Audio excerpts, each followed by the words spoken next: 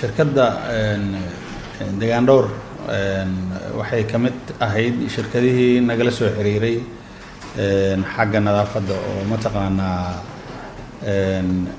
soo codsaday inay nala shaqeeyaan waana mataqaanaa waana isku afgaranay inay nala shaqeeyaan hase yeeshee mataqaanaa muddadii ay nala shaqeynayeen runtii shaqadooda aad baan ugu qanacnay aad bay mataqaanaa ay mucaamilkooda iyo mataqaanaa wada shaqeynta iyo shaqada ay qabteenba aad ay ugu wanaagsanaayeen muddadii 2 sano ee dhowr oo nala shaqeynayeen runtii shaqadaasi waxay ahayd shaqo nadiif ah oo